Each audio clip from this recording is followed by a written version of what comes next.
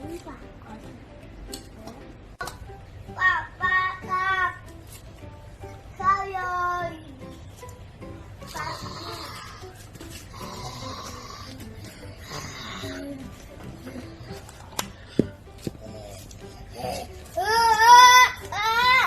เกลือไหม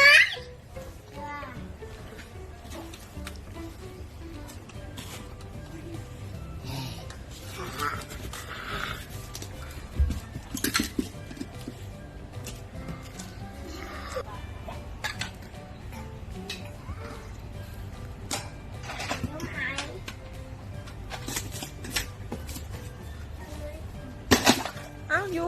ทำไมอ่ะฮะ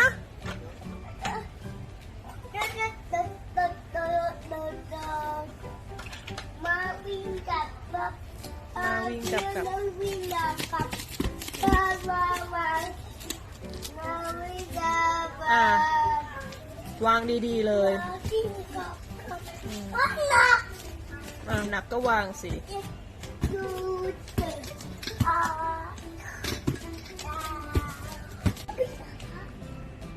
ไปแล้วอ่ะจากบ้าน อะไรของพี่สายฟ้าหายเอาที่ขาไปแล้วอ่ะอะไรหาย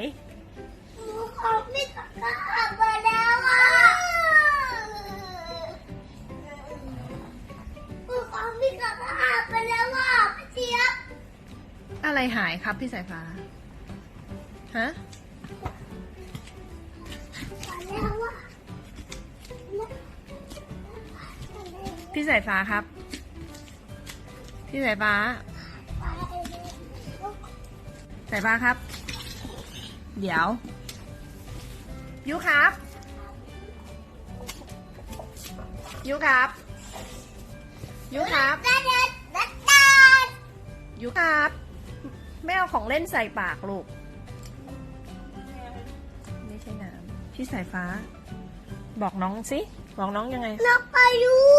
มันว่าเล่นกินน้ำน้องมาเล่นมาจะผักน้องอยู่แล้วแม่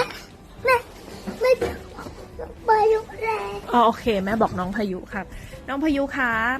อันนั้นของเล่นลูกไม่เอาใส่ปากครับไม่เอาน้องไปแล้วแล้วพี่สายฟ้าก็บอกน้องสิครับน้องพายุแล้วไม่เอาแต่ปลา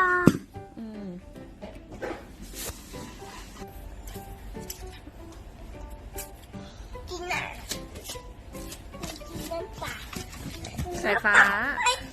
ไหนบอกน้องว่าไม่ให้กินไงไหนพี่สายฟ้าบอกน้องว่าไม่ให้กินครับไปกินไก่นะมันทำไม่กินไก่สายเจ็ด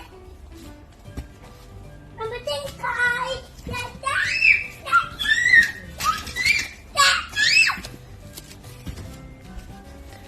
ายฟ้าครับสายฟ้าบอกน้องไม่ให้กินของเล่นไม่ใช่หรอนะครับไม่กินของเล่นแล้วเมื่อกี้พี่สายฟ้าดูดอะไรน้ำแล้วอันนี้ใช้ของเล่นหรือเปล่าครับใช่ของเล่น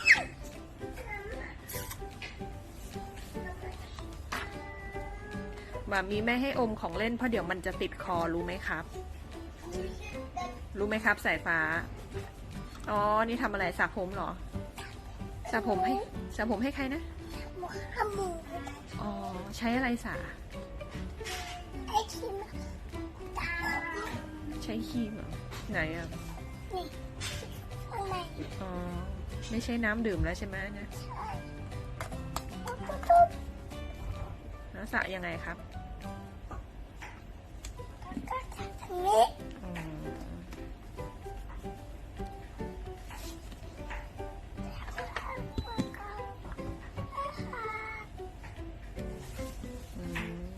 สระให้วัวด้วยเหรอครับสระให้ต้นไม้ด้วยเหรอครับรดน้ำต้นไม้หรือเปล่าได้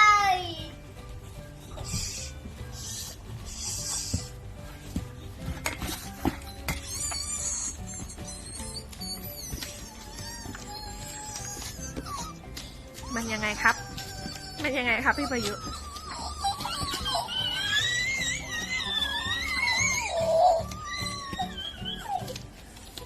โอ้รักแต่ว่า